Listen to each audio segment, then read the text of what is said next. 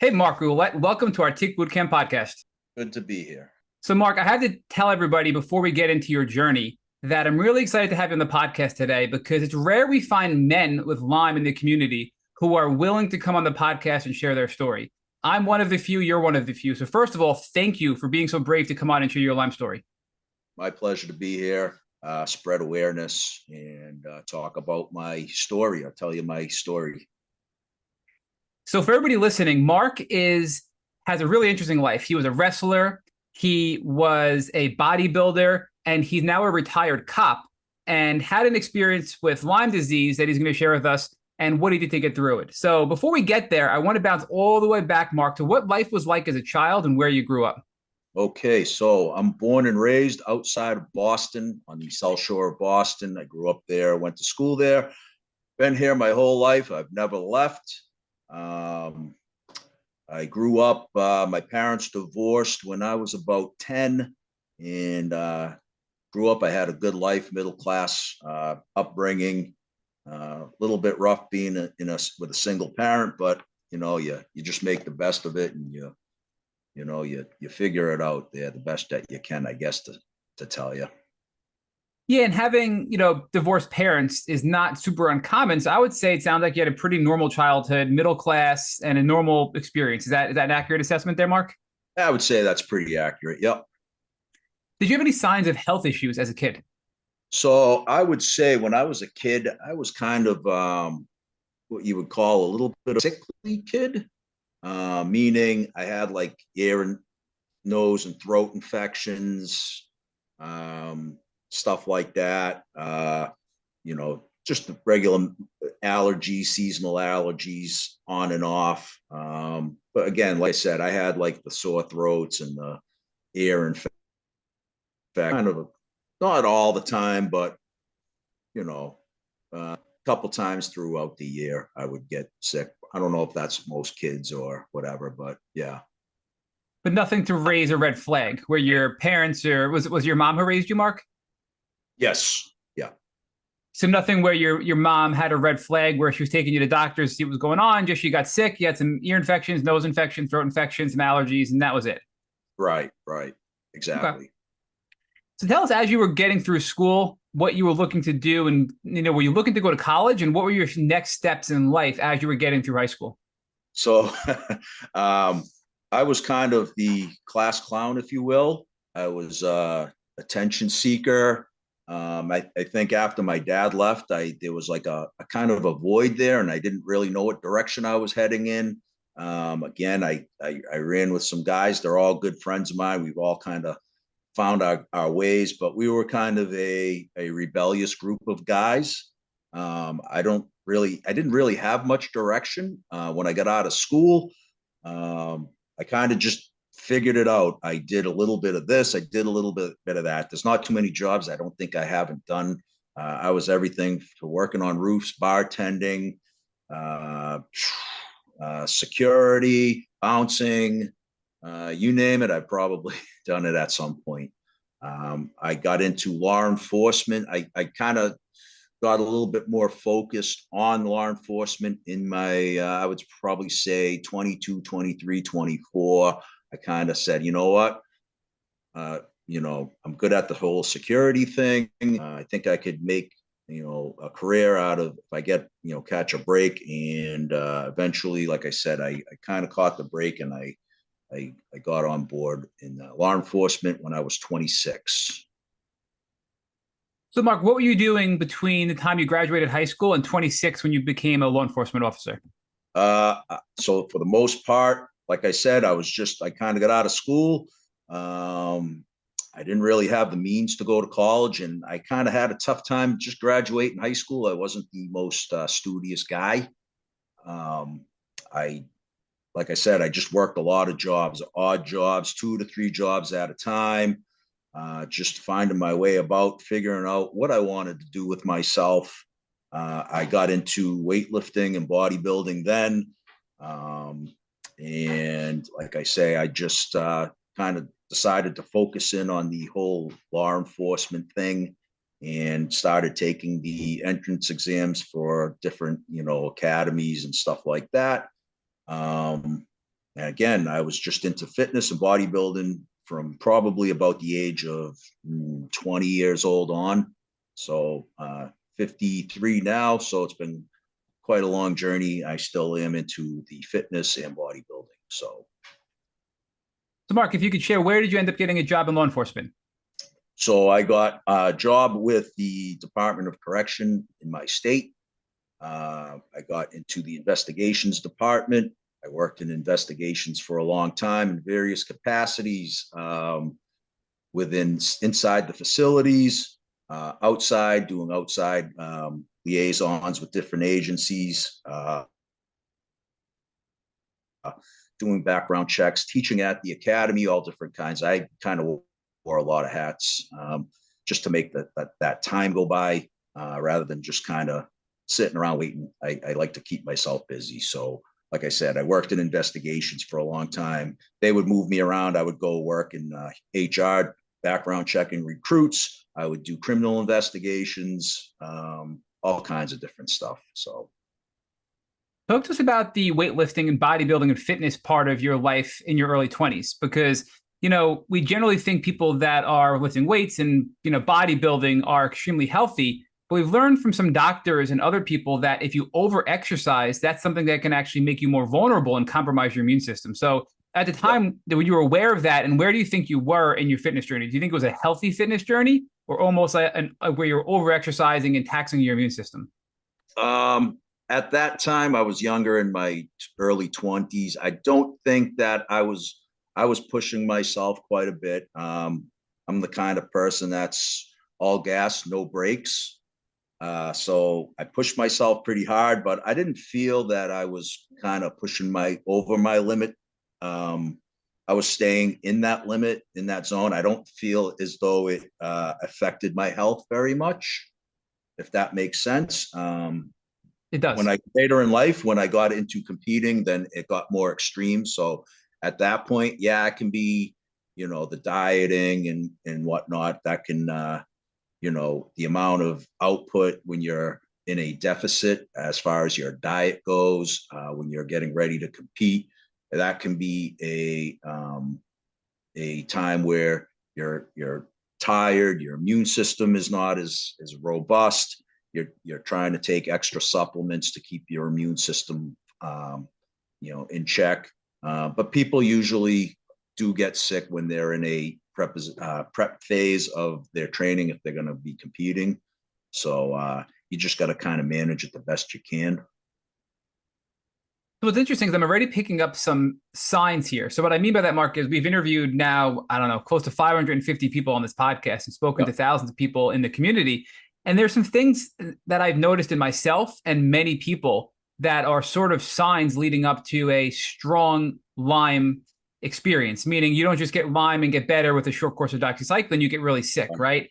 And some of these I can't speak to the actual science behind, but one of them is you kept mentioning you're all gas and no brakes. You were go, go, go, go. You worked all these jobs. You were just, pedal to the metal. And generally, when we hear that, that's a sign of somebody who is just pushing too hard. And then when they get sick, they get really sick, right? So, and what's interesting is I've been very observant of these patterns. And even people that are quote unquote healthy in my life, I share these patterns with them, because if they ever get sick with anything, it could be cancer, it could be Lyme, it could be any kind of illness, they're probably going to be more sick than the average person. So, do you agree that some of these signs, I guess we'll start with the first one, the all gas, no brakes, may have been a contributing factor to why you got so sick when, eventually you got sick later on in life? Yeah. So I can actually attest to that. Most recently, when I was, after my diagnosis 4 years ago, I was still going to the gym, still trying to do the training the way I'd always been doing it. And I was actually making myself more ill. I would notice I would get into a good routine, get my rhythm going, and then all of a sudden I would get that like Herx effect, where it was, I would train, I would put myself through the ringer like really, really hard. And then I'd notice like next day I'd have a fever, I'd have cold symptoms, like this, that backup where your body's just not getting rid of all that die off. And I noticed that I had to stop. I had to take more time between my workouts. And I got to the point where I didn't understand what was going on. and I end up having to take off over about a year and a half. So I just started training again about like 2 months ago, and I left the gym about December of 2023. So close to a year and a half I had to take off because every time I tried to go and do something, I would just get sick. And I was just repeating the process, repeating until I spoke with somebody who told me that, hey, you know, when you're training like that, you're creating a lot of die-off and your body's not, you know, your lymphatic system's not moving fast enough to process it. That's why you're getting sick.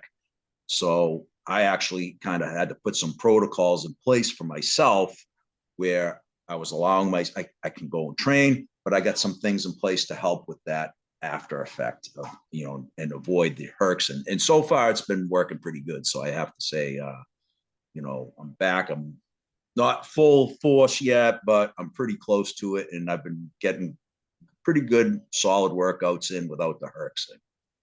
Yes, I have a ton of questions on that, and we're going to get to that in a little bit, that Sure. part of your journey. But I'm going to go back again to some other signs that I noticed, which was you said when you were younger, you had some ear, nose, and throat infections and allergies. Mm-hmm. And I'm drawing a lot of parallels between our journeys here, Mark. So one of them was I was a long distance runner.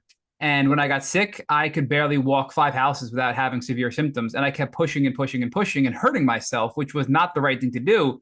But I had that same mentality, all gas, no brakes, right? But when you get sick with Lyme or sick with one of these conditions, you have to listen to your body. So I think, you know, that's a message for people who do get sick, but also people that are all gas, no break have to learn how to balance life a little bit better so they don't get as sick if they do get sick, right? That's lesson number one. Absolutely. Yeah. The other part of this is, you know, when I did get sick, I would have all of these chronic ear infections and so, you know, throat infections. And when our bodies are compromised or more vulnerable for a variety of reasons, we get infections more than other people. So I Yep. wonder if your body was fighting things off at a young age, and because you were so healthy, as you got older, you got into fitness, right? You were just managing it and keeping it at bay and just strengthening your immune system. But maybe your Absolutely. body, your whole life was just fighting these things off. You know, what do you think about that? I think that could be a possibility. Like I say, there's always been times I accumulate. I would say a lot of it to me, I attributed to the amount of stress of being on my job as well and trying to manage the stress along with the illnesses. You know, I had a lot of in my career. I suffered with gastro esophagus reflux disease. You know, GERD. I had a lot of GI issues during my career, and you know, I noticed that came into play as well. Not as much as the nose, ears, and throat stuff, but on a parallel, I noticed that, you know, the more stress you're under with your body, both physically and mentally, more issues can arise from that. Yeah, do you think you had Lyme early on? Because generally, this is the pattern we see, right? Where you have these infections, the ENT, right? The ear, nose, and throat stuff. You got bad allergies, which creates a foundation of inflammation in your body. Then you're getting these gastrointestinal symptoms that you described. You know, we've heard this a lot where the symptoms build up until eventually you have a crash, which we'll get to about, you know, your diagnosis and, you know, the precursor to that. But how early do you think you actually were infected with Lyme? Or do you think possibly you had congenital Lyme? So I would say the first time I look back and think about it, I don't know about as a kid. I think maybe it could have been there because there were times in the summer that I would have like a lot of fatigue and be tired. Um, I don't know if that was it or not. I can't say to that. I never was checked for it back then.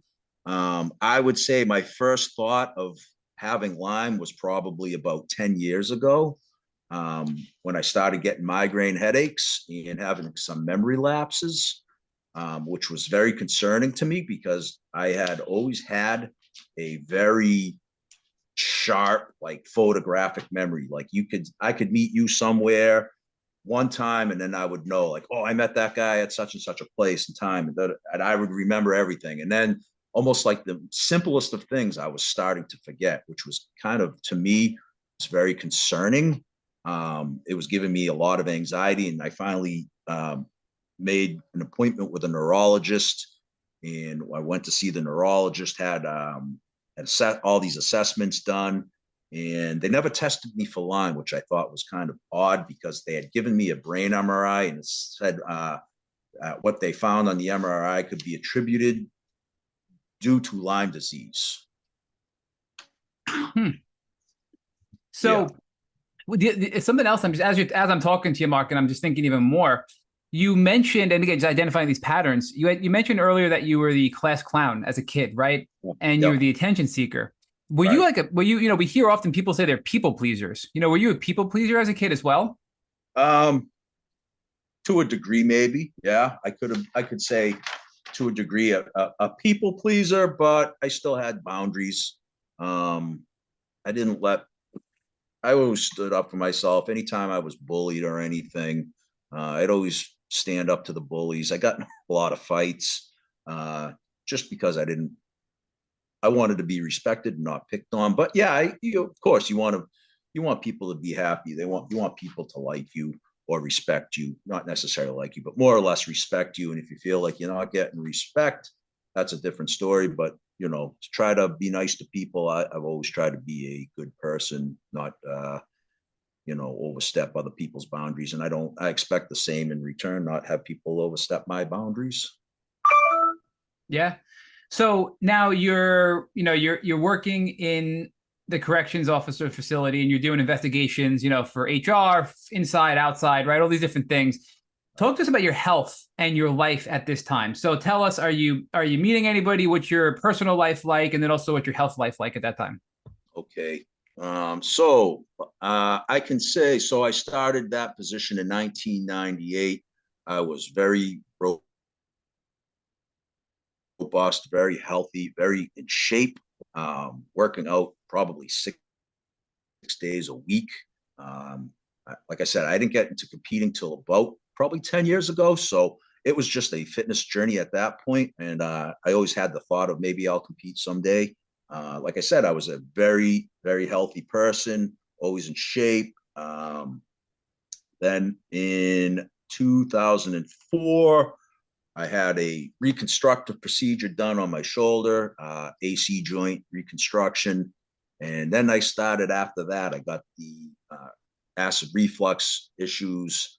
That's when my health kind of took a little bit of a turn. I started feeling, that heartburn a lot. Anything I ate seemed to like just, cause problems for me. I was put on medication. Um, for about 3 years. And it was just like, I would have to say it was probably a really brutal time in my life between '04 and '07. I had to stop. I was in the whole wrestling thing. I had to stop that.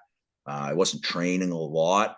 And I found I found something back then, and I'm a huge proponent of it now. I did a 30-day gut cleanse, and that's got rid of my gastro esophageal reflux.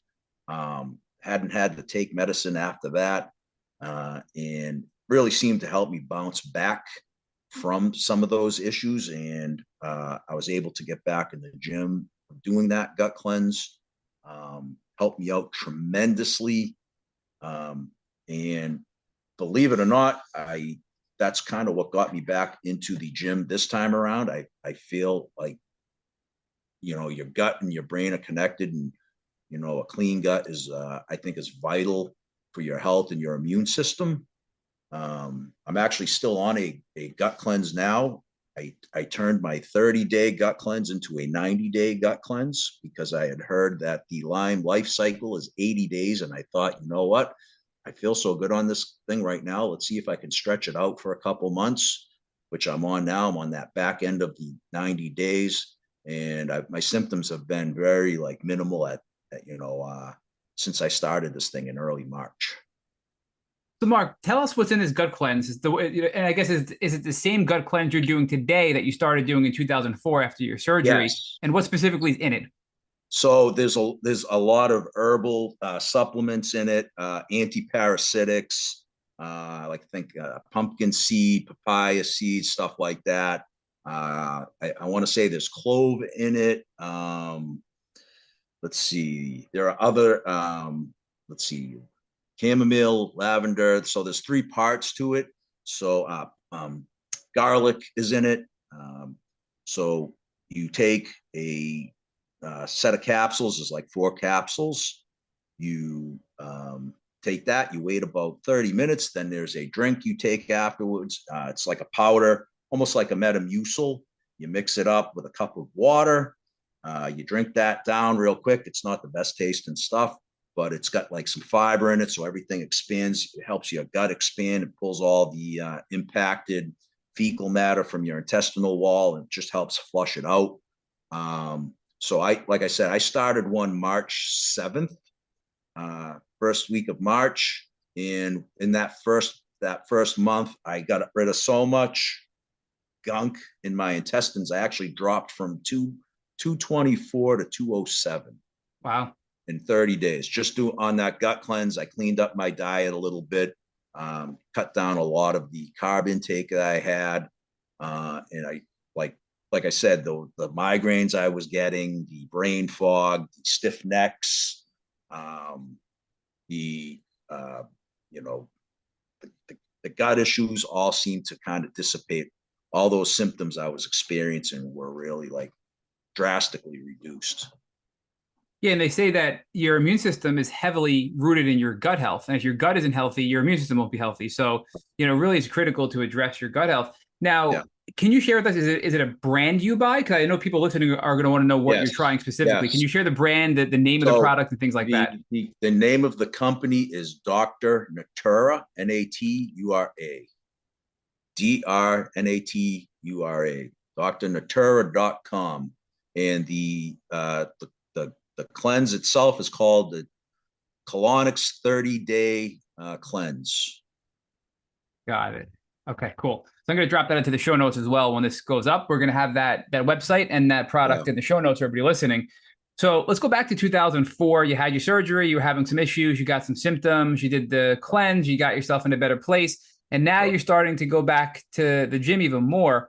Is it at this time that you started to get into the competition side of weightlifting? And also, when were you wrestling too? I know there was a wrestling, journey in here as well somewhere. Yeah. So I started wrestling around 99, 2000. I was already kind of older at that point. I was about close to 30, I think. And I was in the gym just working out and horsing around with a couple of my buddies. And a kid came over to me. He says, "Oh, do you like wrestling?" And I said, "Yeah." I said, I watched it when I was a kid. So he goes, "I know a guy that promotes wrestling shows. He's looking for some guys. He think he'd like you. You got a good build. You look good." So he gave me the guy's number and said, "Hey, just give this guy a call." So kind of thought about it. And I said, it's something I kind of always thought was fun. So I called the guy up. And next thing I know, I'm at his house. He's got a ring set up and we're in the ring and we're, running the ropes and flopping and taking bumps and all kinds of stuff. And next thing you know, 3 months later, I'm performing in shows in front of live audiences. Wow. So what kind of wrestling? Is this more like real wrestling or is it more like WWF or WWE wrestling? Like more of the fake WWE. Kind, Yeah, like Not WWE. I actually tried out for WWE in 2001 after wrestling for about a year. Okay. Yeah. Yeah, but although it's not real wrestling, you still get beat up, right? You still get, you still feel it. Yeah. When you take a few of those bumps on that ring, it's not like a, memory foam or whatever, like people think. It's pretty, there's solid wood under that. And they put like a kind of a dense mat there. And like when you hear that boom, that bump, that's real. That you feel that sometimes when you hit that. Yeah, we had one of the UFC stars, Jim Miller, on our podcast, and he talked to us about his experiences. And I really think it's similar. Your body's getting beat up as a UFC fighter, as a wrestler, and I feel like that physical trauma to your body is another thing that is sort of compromising you and making you susceptible to illness as well. And that's something else. I think it's another lesson we've learned here. Yeah, I think the more you tax your body, the more can happen to you. I think it's important, like I say, for your overall health. Again, eat healthy, whole foods, supplementation. If you're going to live a lifestyle like that, you got to kind of take care of your body. Your body will take care of you. Again, like I say, I was all gas, no brakes. And, when I kind of got into that, I had something, like I said, I always wanted to do it. And then all of a sudden here I am like 28 or 29 years old and some random kid approaches me in a gym. Next thing I know, I'm like almost 30 and I'm in the ring doing shows in front of live audiences, like it's an experience. Like when you get in front of that crowd, that the adrenaline you get out of it, you want to do good. You got, one take to get it right. You don't want to screw up. So it's a performance, even though it's a performance, your body gets beat up doing it. I've had to take breaks. I've had a few concussions along the line. You bump your head the wrong way, or you get dropped the wrong way, or whatever, or you take a bump the wrong way. You can leave. You can get injured. You can get hurt real bad. So Yeah, there's so many patterns here in your story, Mark. I'm just sharing them because I think it's important, for everybody to hear this. So I've never heard of so many people having concussions until starting Team Boot Camp, right? I mean, It blows my mind how many people that come on this podcast have shared they've had one or many concussions in their journey, whether pre or post Lyme. And we've asked a lot of the leading doctors and researchers what their views are towards this, and it's twofold. They, obviously, without further research, the thoughts are if you're sick from Lyme, you're potentially more neurologically impaired, and therefore you're more likely to bump your head and get a concussion, right? But that's the one side of it. But on the other side of it, it's, hey, if I think it's maybe the case in your case, where if you're getting one or many concussions due to your profession or, in your case, wrestling, right? Or, Jim Miller, he's fighting in UFC and you get these concussions, it's another thing that makes you more vulnerable and more compromised. And actually, if you get Lyme, you have a much worse experience if you've had concussions before the actual disease, being contracted by the patient, right? So it's another interesting pattern here that we're seeing with you, that you had a very severe case of Lyme disease and you had multiple concussions. Yeah. Like I say, when fast forward a few years after that, when I started having the memory lapses and the headaches, the migraines, is when, like I said, I became more concerned about what was going on with my health, my body, to the point where I said, you know what, I need to go see neurology here, because I don't know where it was the memory lapses more than the headaches. Just sitting there forgetting somebody's name or something like that, to where I was like, my God, what's wrong with me? Getting massive anxiety just because I would see somebody oh my God, I don't remember that person's name. I remember everybody's name. What's going on here? Why am I not remembering things? Yeah. Mark, can you give us another example of the memory loss? Because, we've heard some really wild stories and I've had some crazy stories myself, but I'm curious if you can think of one of the more severe memory loss, I'll call it disturbing, oh my goodness moments that you had. So, like I say, I would be the issue that really spurred me was I was at work one day, and I worked in a place where there are people coming in and out all day, people that it was like a central place that I would see a lot of people that I had worked with. Over the years, I would transfer from building to building or place to place. And I would see guys coming in that I used to work with. And when there were guys that I'd known that I had worked with, and then I'm like, my God, what's his name? I can't remember this guy's name. Guy that I was so familiar with, but I'm like, why can't I remember this guy's name? The face, I wouldn't forget the face, but all of a sudden I'm going, this guy's name. And then I'd see somebody else and it'd be the same thing. And I'd be like, okay, why am I not remembering these people's names? This isn't me. This isn't characteristic of me. There's something wrong here. Why is this happening to me? And like I said, I remember being at work and all right, I gotta get to a doctor. I gotta see a neurologist or something, because something's not right. And I was calling frantically. I remember I took a break, started going on Google, neurologist, and calling. Okay, yeah, we got an appointment in 2 months. We got an appointment. And I was like, I can't wait this long. I'm like, this is driving me crazy. So I found one that actually had a cancellation on, I think it was that day or the next day. And I'm like, okay, I gotta go. I got an appointment. I gotta go see a neurologist. And I went to the neurologist, sat down with him, told him everything that was going on. And he wanted to send me for a brain MRI. I actually have the sheet here, and I was telling them everything going on. I actually have the sheet right here. And I don't know if you can see this. It says early dementia. Yes. Yep. And I'm sitting there, and I saw that before I was going for my MRI. And I think that was a, crap my pants moment, where I'm thinking like, I'm 43 years old. How I can't have dementia. Like, what's going on here? What's wrong with me? And that was a moment that was kind of like, oh my God, this could be really bad. And like I say, they sent me for the MRI, and they came back and they told me there was some kind of something spotting or whatever on the surface of my brain. And it said it could be caused by vasculitis. I actually have everything here. I saved all my stuff here. Microangiopathic changes related to migraine headache, infectious processes such as Lyme disease, as well as inflammatory process such as vasculitis.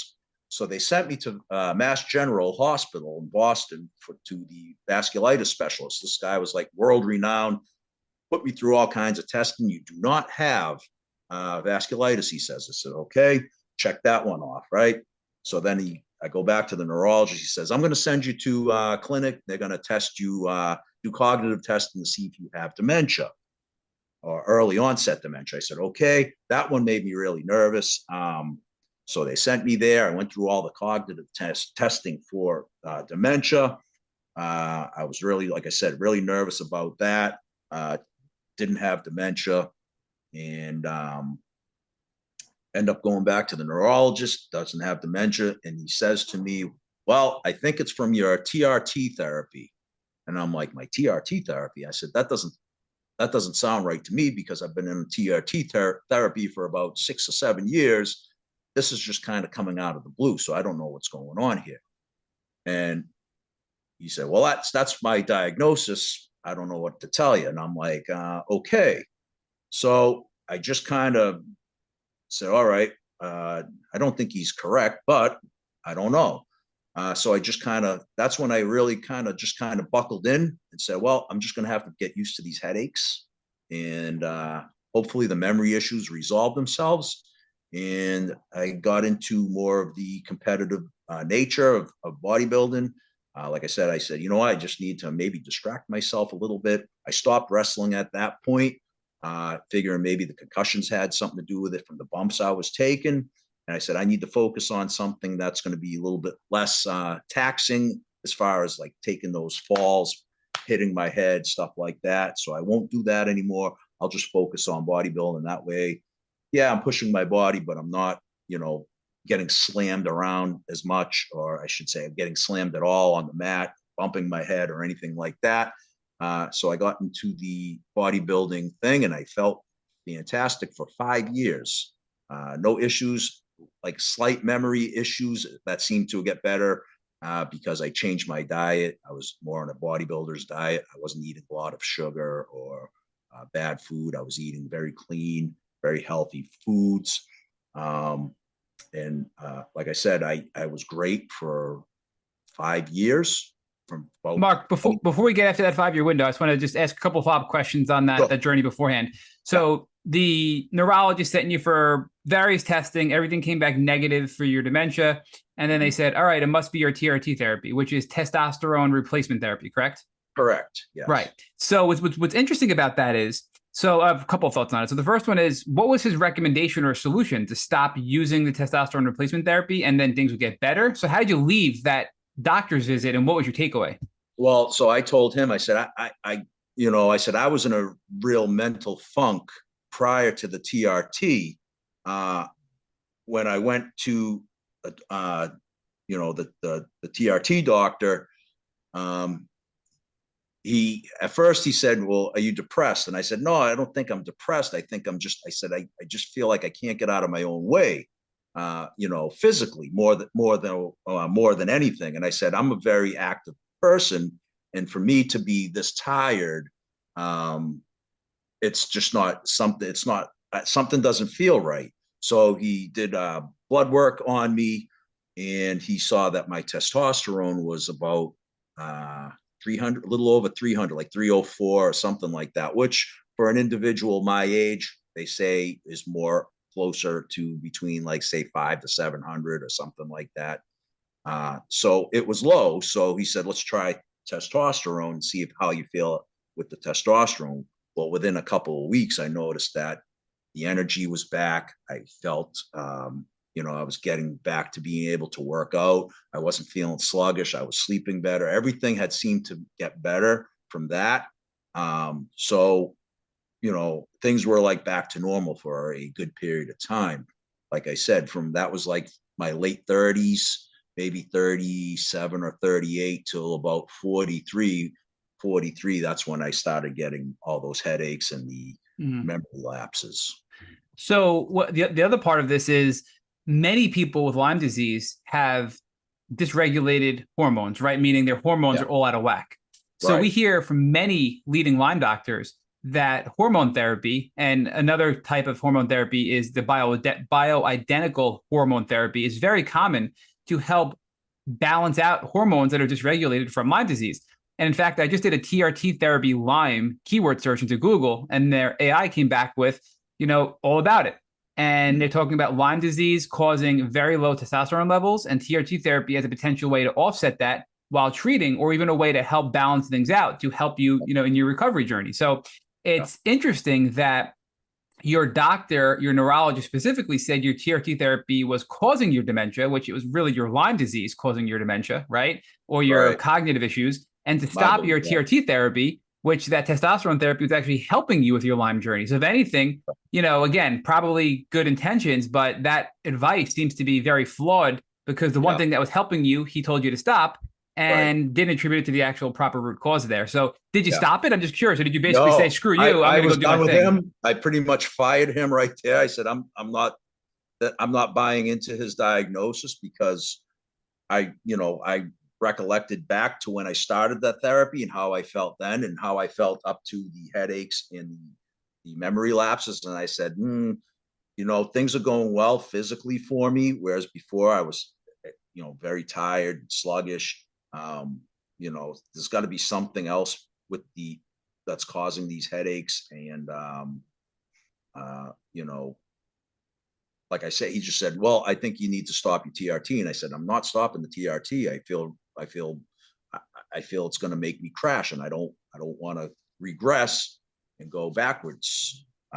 So after that, I just kind of said, "You know what? I'm done. I'm not going to consult with this guy anymore. I don't think he's giving me a proper diagnosis."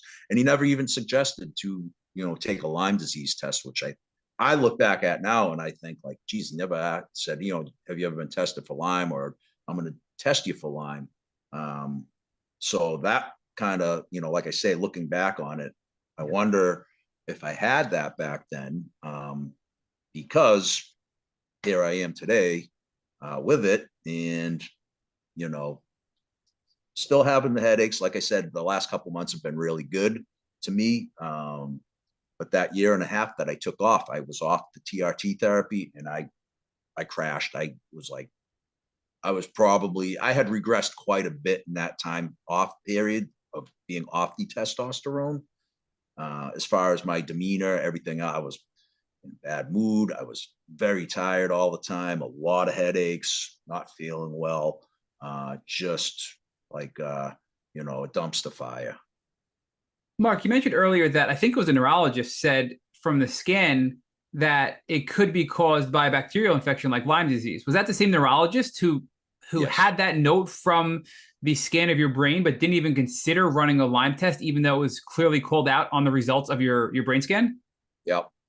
Yeah. That is insane. So, Same doctor. Yeah. I was kind of, like I say, when I got that MRI report and I went back for the consult, he said, you know, he asked, do you have any history of vasculitis in your family? And I was like, I don't even know what vasculitis is. So he said, well, I'm going to send you to Mass General. We're going to have the vasculitis guy do a comprehensive test. So he did all his testing, sent me back, said, nope, it's not vasculitis. Then he said, okay, well, we're going to send you to the cognitive lab, and they're going to do the assessment for dementia. Did that whole assessment. I literally still have that report right here. That was negative. No sign of dementia. Everything that I did seemed to be on the up and up. So he said, no, you do not have dementia. And then, like I say, I went back and he just kind of threw that "it's your TRT" thing at me. And I was like, I don't know about that. I'm like, I said, TRT really seemed to help me when I started it. And he said, well, I think it's causing problems for you and you need to stop. And I said, no, I'm not going to stop. And he said, well, I don't know what you expect me to do now. And I said, I don't know what to expect. I said, you're the doctor, but I said, I don't think you're right on this one. Maybe look at the piece of paper in front of him from the guy who did the MRI and say, oh, maybe I should look at Lyme disease because that's the Yeah, only other option I haven't looked at yet, right? That's just right. insane. Totally, Yeah, totally insane. absolutely insane. Like I say, it didn't register with me at the time, but then when I kind of like was digging through all these papers and I went, geez, I'm like, this thing says Lyme disease. And I'm just like, the guy never even said, you know what, why don't we test you for Lyme disease? And I thought back to that. And, it was, like I said, I was kind of floored when I read the report. I'm like, hey, wait a minute with this. I'm like, I wonder if I had this way back then. Crazy. Yeah. So now you're kind of just toughing it out for the next 5 years, but you're doing a lot of good, Yeah. diet and personal care routine. So you're kind of just Right. managing at this point. Walk us through what happens next because you're still getting these migraines. You're not doing well. Now you pivot over to bodybuilding. You stop wrestling. You're still Yeah. working, right? I mean, now build us up. What happens next in your experience here? So, like I said, I was competing, at least, pretty much yearly from 2015 up to 2018. I was consistently placing in the top three events every time I competed. I was, either winning second, third place, doing really well. Other than, like I say, the headaches and I kind of tried to put the memory lapses into kind of like, oh, well, you know what, maybe I'm just getting older and I'm not remembering as much. I don't know. And things were good. I was happy. I was retiring from law enforcement, and things were going well. So then 2020 rolls around, good old 2020, and The right, pandemic. yeah, the pandemic, and then right before my birthday, which is September, I got COVID. And I kind of had to think about this after the fact. So I got COVID uh, early September, mid September. I was sick for about 2 weeks, just very tired, sleeping a lot. I never had any of the respiratory issues as far as that goes. It was just a lot of tired, just wanted to sleep, sleep, sleep. And after I felt better, I took about a week off. Um, uh, After that, so 3 weeks out of the gym, 2 weeks sick, 1 week just letting my body recover a little bit more, and then I went back into the gym training, and my body responded like real fast, like everything just like everything I had just jumped back into me, and I felt great for about 2 months to the point where I said, okay, you know what, I'm going to do another show 2021. I'm going to actually, I thought about, well, yeah. So 2021, I said, you know what? I'm going to compete in the summer. I was probably looked as good as I ever had. And then in around November, about probably 2 months after COVID, I noticed my knees really started to bother me. Uh, Really, really bad. Like I never had any issues with my legs ever. My knees were always like my legs and my knees were always my super strong like body parts. I had shoulder injuries and all kinds of other different upper body stuff, but my legs were like they were like concrete. I never had problems. And then all of a sudden, like I say, just my knees like same pain, both knees, same spot, same level of pain. And it was just like, okay, what's going on here with my knees? Why am I having so many issues? Like I was having pain just walking up and down stairs. I would put like one plate on a leg extension machine, and I like just bending my knees was like, oh my God, wait, my knees shot. Like, what's going on here? Like, am I going to need knee replacements? And it just came out of like seemingly nowhere. And like I said, that was like November 2020. And I'm like, what's wrong with my knees? I'm like, something going on here. And then from the knees, about a month after that, or maybe a little bit more, then I noticed around like the new year after Christmas, I wasn't sleeping good. My sleep was just severely like I was either like completely wired or I was so tired that there were times I couldn't even sleep. And then I would wake up in the morning and I would feel like I just put my head on the pillow and I got no rest. And I just the brain fog seemed to be kind of like thick. And my girlfriend was like, maybe you just have long COVID. And I was like, I don't know. I'm like, because after I was sick, I had that like 2 month span where I felt great and everything was going good and I was going to compete again. And then all of a sudden, like, I sat there and I thought like, maybe I have cancer or something. I don't know what's going on. Like something's just wrong. And like I say, the knees are bothering me. Like just going up and down the stairs was troublesome. The fatigue, like literally just not like trying to get into the gym to even start a workout was like, oh my God, why am I struggling so bad? Why can't I sleep? Why am I so tired? Like, what is going on here? And that was kind of continuing and continuing. And that, like I say, I just kind of thought like, well, maybe I do have long COVID. I don't know. And so the thing that really started to click in my head, so I brought my dog in for his checkup, his yearly checkup. And so he has an injury that they suspect was from a vaccine. So he doesn't get vaccinations anymore. So they titer test his blood. So the doctor, after the titer test, okay, his rabies is titer is good, his parvo is this, is that, going down the line. And then she goes, okay, and his Lyme test was negative. And I don't know what it was, but when she said that, it was like the light bulb in my head goes off and I go, Lyme disease.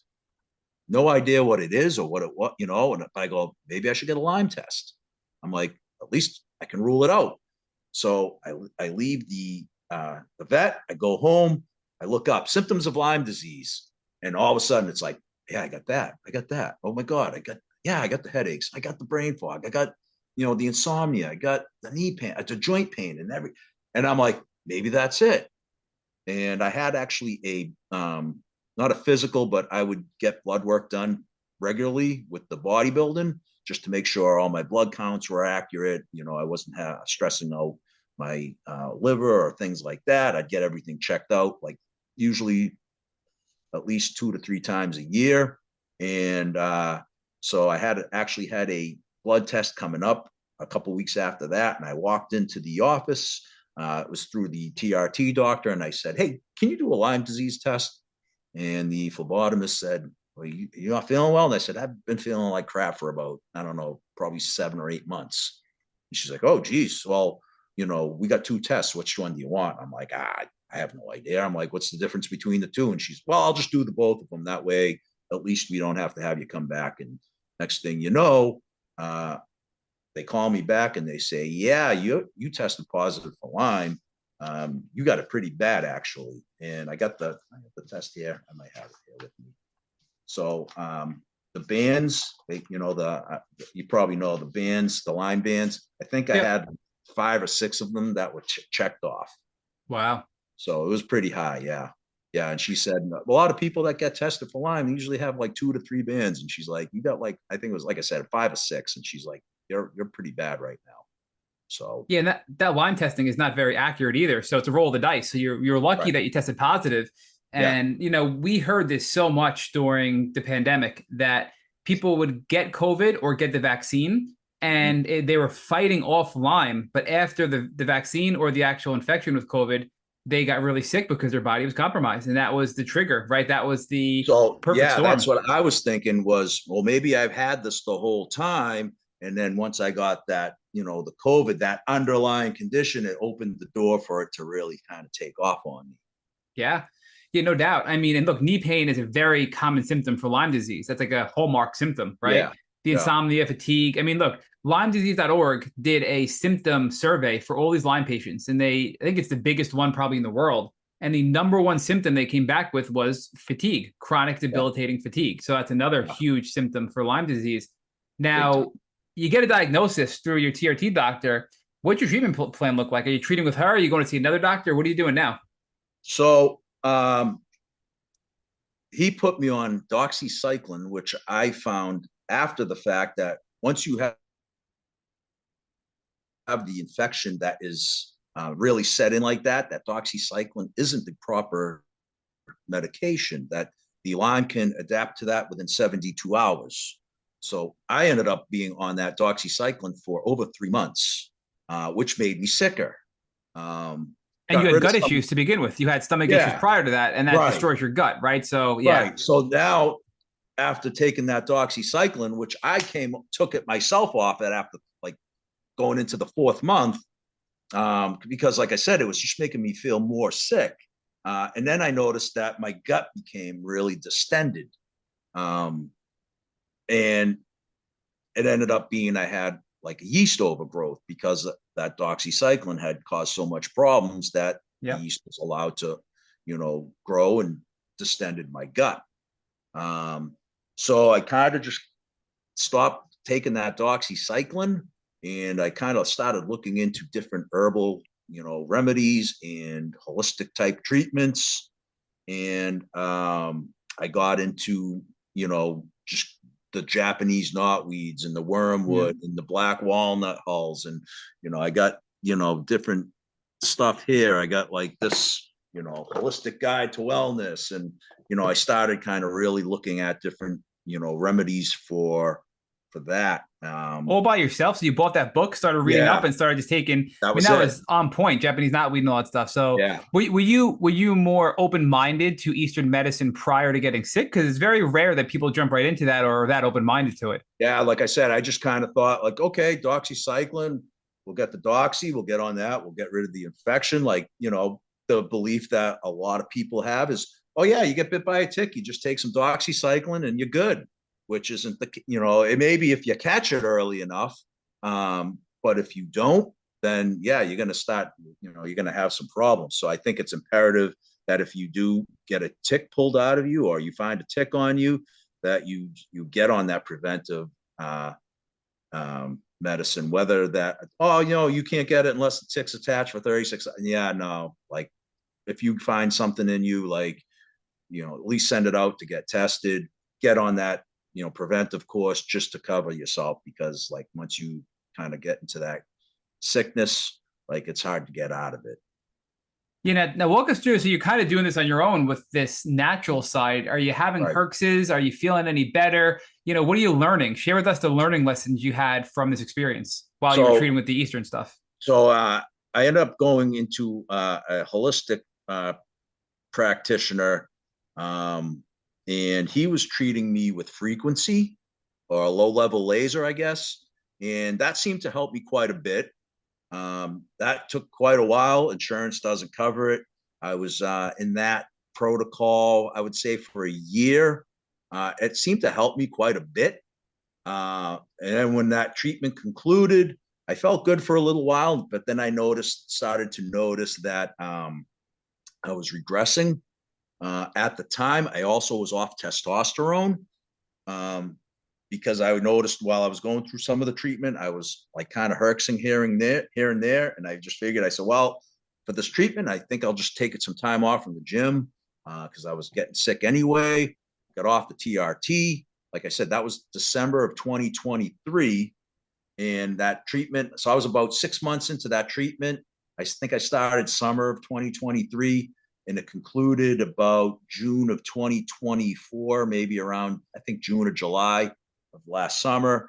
And then, like I say, I felt pretty good for a couple of months. And then I noticed I started to relapse back into, the headaches, the not feeling well, the tired, the irritability, everything just seemed to be shot. And like I say, I kind of attribute it to not being on the TRT, so that the testosterone levels crashed down. I felt like my world was kind of caving in at that point, because I'm like, man, I'm like, what's going on here? Like, I just finished this treatment not too long ago. I felt like it helped, and then all of a sudden, I'm kind of back into, I almost felt like I was back to square one again. Like, all right, I got to figure this out, because I can't keep doing this. And so I just started to kind of look into various things and gut health and all that. And I said, you know what? Let me try this. Maybe another gut cleanse. I'm in need. I could do that. And I hadn't had one in years.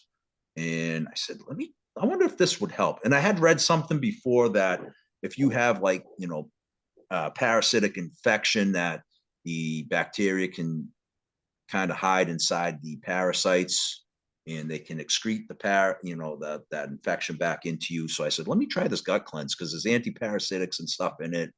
And like I said, like I did that in March, and I was like at rock bottom. And I had scheduled a physical for myself. I started this, that gut cleanse again.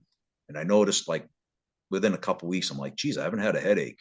I haven't felt this. I haven't, and then I noticed like as my body's pushing out all this like, waste, impacted waste.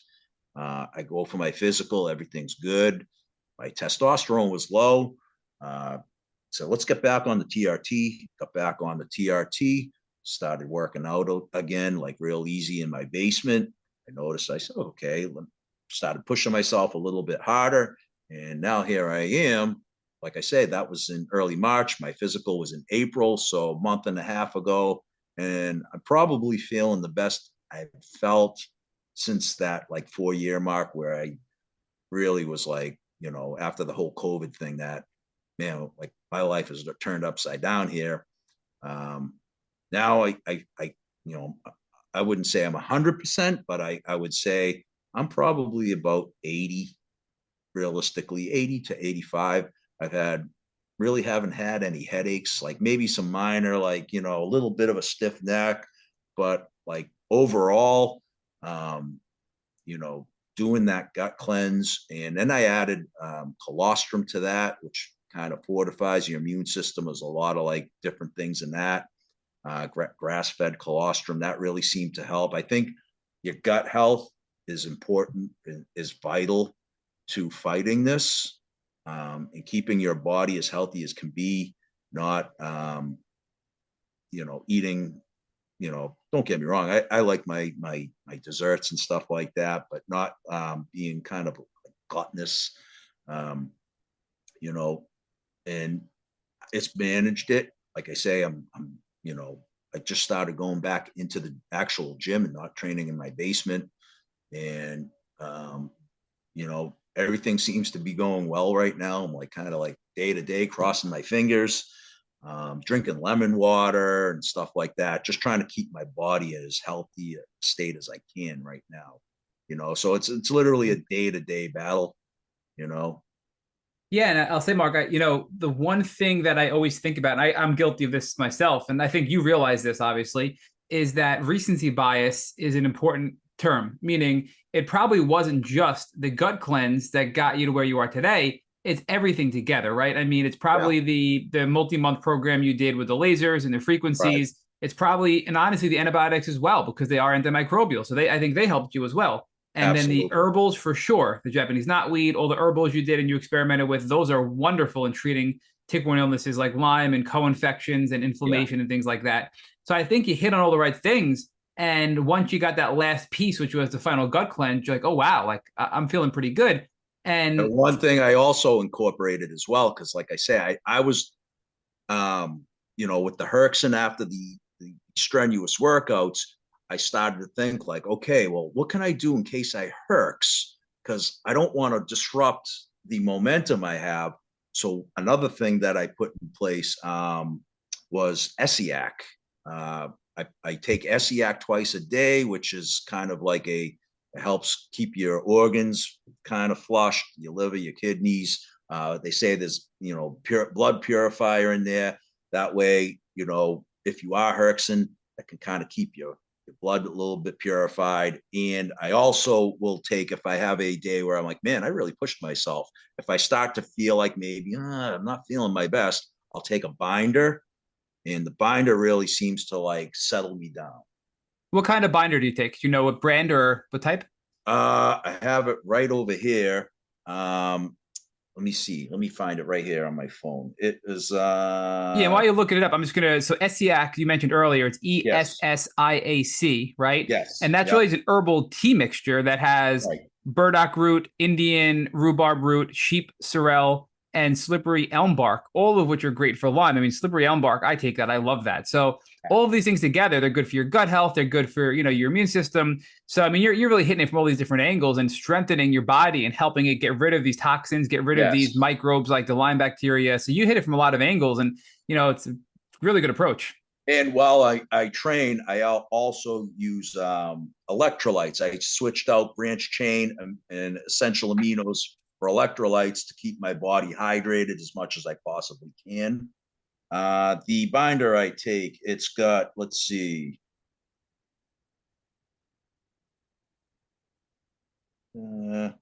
so it's got zeolite clay, activated charcoal, diatomaceous earth, spirulina, bentonite clay, chlorella. It's got knack in it, milk thistle, dandelion root extract. It's got prebiotic and probiotic in it, and turmeric extract with black pepper extract. So Oh, it's that's pretty way more good. than a binder. That's like a super powerful, yeah, capsule there, Yeah, right? I mean, that's yeah, anti-inflammatory. That's good for your liver. That's good yes, for, I mean, detox. yeah. That's huge. Yeah, that's I what. don't take it daily, but like so say yesterday I did a pretty grueling leg workout, and I could feel my body like a little bit warm last night, like not like a hot flash, but I felt like maybe I should take this binder just in case. And like I took the binder last night, and then I woke up this morning and I felt like $1 million again. So I'm like, all right, maybe I'm onto something here with this. Like maybe I can work out, push myself a little bit harder. And if I'm not feeling well, I'll just pop that binder. I take the SEAC and the electrolytes and try to keep my body in as healthy a state as possible. Yeah, can you share with us the who makes that binder in case somebody's Yeah. listening wants to give it a shot? So it is residency, REO, yeah, like almost like science, RESCIENCY. It's a residency binder plus Got it. Okay. comprehensive detox. I got it off of Amazon. Nice. Okay. So, is there anything else, Mark, that we missed that you did? I mean, you gave us a lot here. Anything else that you touched on? Oh, but the frequencies. So, what kind of frequencies was it? And you talked about, was it PEMF? Was it RIFE? Was it a RIFE machine? What tool? Because there's Yeah, a lot of different things out there. yeah.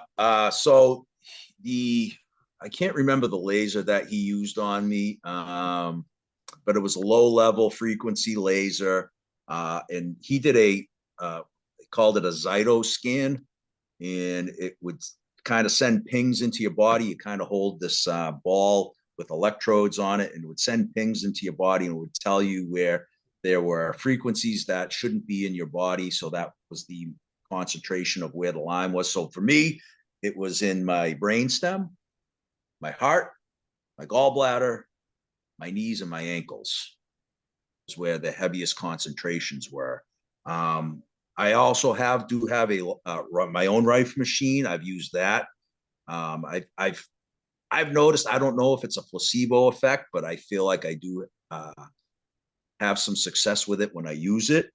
I also do have a PEMF mat that I sleep on. It's got crystals in it. That's from Healthy Line, I believe. It's got you can heat it up, so it's got a sauna effect to it. I have a one of those sauna bags, although I had an experience in that where I stayed in it too long and it kind of maybe not feel so good afterwards. So I haven't really used that much since. But the PMF mat, and it's got red light therapy on it.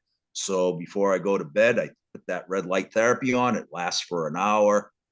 It took a little getting used to sleep on that mat, but it's got like a nice little cushion on it, so it's not that uncomfortable. And I sleep on that PMF mat on 10 megahertz, which is a little bit higher what they say for sleep. They say sleep should be on 8, but I notice when I put it on 10, I seem to sleep a little bit better. So that has been, I think, a help for me. I've been sleeping like pretty much through the night, most nights. Some nights I get up to go to the bathroom. Other nights I'll just sleep right through the night, which just seems kind of rare for me, but I'm not complaining about it. So I'm kind of trying to take an approach where I'm just going to hit it with everything I can. From the herbals to the various therapies, whether it's RIFE, whether it's, like I said, sleeping on that PMF mat, the red light therapy, for that hour while I'm laying in bed getting ready to go to sleep. So I don't think it's one thing or this thing or that thing. I think you'd have to take throw everything you can at it. Yeah. Now, my final question, Mark, is if you're at the gym tomorrow and somebody walks up to you and it starts talking to you and telling you, oh, I just got diagnosed with Lyme and I'm trying to get back into it, but I'm really sick, or better yet, hey, my son is really sick with Lyme disease. He's bedbound. He's at home right now, and I'm really worried for him. I'm not sure what to do. What advice would you give somebody now after being through it and learning what you've learned? Uh, every day is going to be different. You might have a day or a week or whatever where you feel great. Then you might have days that you don't want to do anything. I would say, just take it one day at a time. Don't get ahead of yourself. Um, if you find something that helps you, continue to take it. Um, like I say, tried some different things. Like for me, I would try something, I would stop it, try something else. There's a supplement I take. It's got everything in one that, like the Japanese knotweed, cryptolepis, wormwood, black walnut, and I take that. I've been taking that now. Like I say, I'll cycle through things on and off. I might take it for 2 or 3 months and then take a month break. Not let my body get totally used to something. And then, if I feel like, I might be regressing a little bit. Okay, let's get back to this because this thing was making me feel real good. So, try not to, it's like anything. You body build tolerance to things. It could, but if it's something that's working for you, try to stick with it. If there's something, to keep a track of the foods that you're eating, maybe the foods are affecting you in a different way. I noticed since I've cut a lot of carbs out of my diet, I feel a lot better. Um, I don't really eat pasta or bread anymore. If I want bread or something, I'll get a sourdough instead. And, I keep that minimal. I eat more meat and vegetables or something, to keep my body full. Again, and I love carbs. I love pizza, but I try to minimize it now at this point because I feel better. I don't feel my gut is getting bloated out or anything like that. So yeah, just kind of like I say, you just take it a day at a time. Um, don't get into a panic about things. You might have a day where you just if something stresses you out, try not to let it get to you too much. That stress isn't going to help. Just kind of maybe chalk it up to maybe I need a little more extra rest today, or what, I'm not gonna let it get in my head that I have this going on today. And you just try to go one day at a time, and just do the best you can. And don't I'm not sitting there thinking okay, my guts feel good, everything's, I'm gonna go back and get on stage. No, at this point it's just my health, managing it and doing the best I can, on a day-to-day basis. So, Mark Ouellette, I can't thank you enough for joining our Tick Bootcamp podcast. What I really loved about this interview is twofold. You helped us raise awareness to the general population about the severity of Lyme disease, and you really personalized it to make it real. And then on the other hand, you also help people listening who are going through the chronic Lyme experience, and you gave them a ton of tips, tricks, shortcuts, and patterns that they probably didn't know before this interview. So I truly cannot thank you enough, Mark, for joining our podcast. Yeah, like I say, this isn't something I would wish on my worst enemy, because, as you know, it can be something different every day. One day it's a headache, the next day it's this, the next day it could be, your joints are a little sore. So, it's not like people don't know, oh, what is it? And I'm like, it's literally can be anything. It can affect your brain, it can affect your organs, it can affect your joints, it can affect your muscles, it can make you tired. There's pretty, as they say, the great imitator, right? It mimics a lot of different things.